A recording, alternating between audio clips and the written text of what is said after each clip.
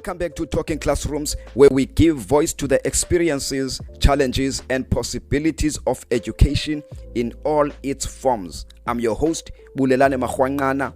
Thank you for tuning in.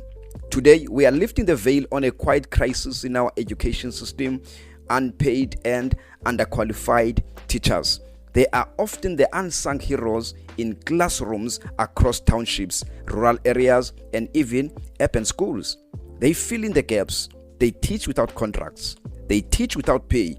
And many teach without the qualifications the system expects, but with the heart the system desperately needs. Now, let us dive into it today. First, let's define who we are talking about today.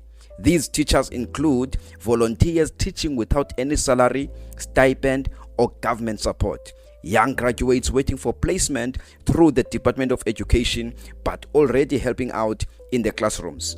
Underqualified individuals hired out of desperation because the school has no budget or no available qualified teachers at all. Community members stepping in because otherwise no one else will. In many cases, these teachers do everything a qualified teacher does, which is teach, mark, discipline, plan lessons, but with none of the recognition of financial reward. And they are not few at all. Because in provinces like, for example, Eastern Cape, Limpopo, KwaZulu-Natal, to say, this is really more common than we want to admit. So why does this happen? Why does this happen? The reasons are layered. Number one, shortage of qualified teachers, particularly in rural and under-resourced areas. Number two, budget constraints. Schools simply don't have enough funds to hire more staff. Number three, slow placement of graduates. Educators can wait years for posts after completing their training.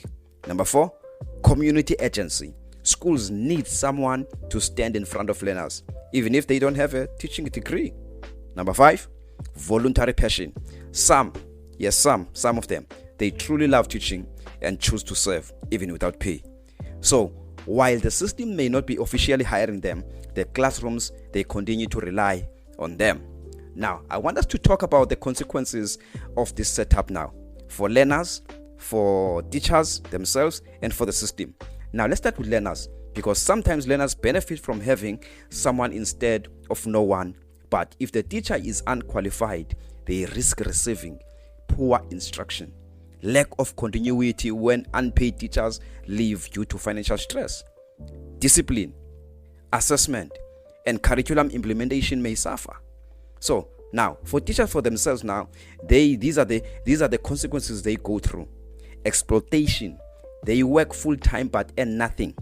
Burnout and disillusionment. Stigma from their communities, saying that you are not a real teacher. Limited growth opportunities, no pension, no medical aid, no job security at all. So they are basically, these setup have bad consequences, even for the system itself. It normalizes a two-tier system where some teachers are official and others are substitute labor. It perpetuates inequality. In fact, it hides the true shortage of teachers. So, I want us to bring in something now that we talk about a little bit, which is policy. Because the South African Schools Act, Employment and Educators Act, and norms and standards for post-provisioning in all aim to ensure one thing.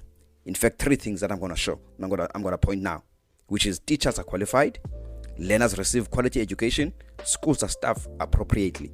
So these now, under the policies of South Africa, the law states that they must have qualified teachers, students must receive quality education, schools must be staffed appropriately.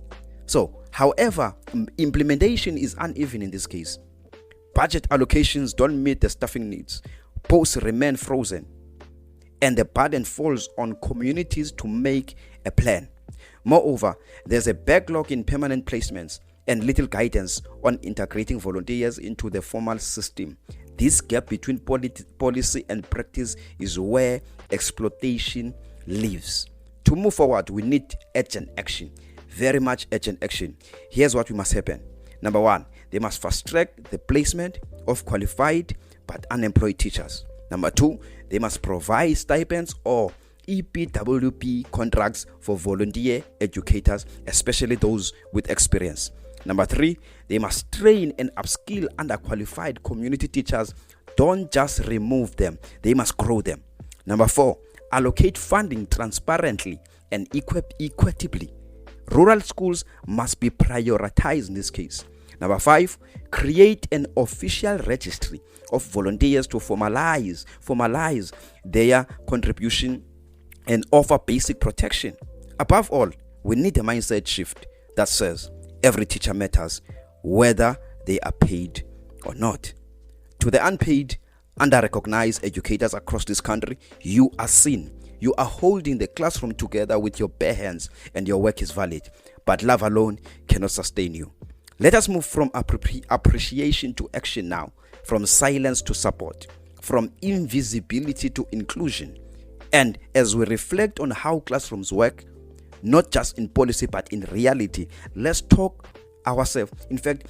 ask ourselves, what kind of education system are we building if its builders are starving?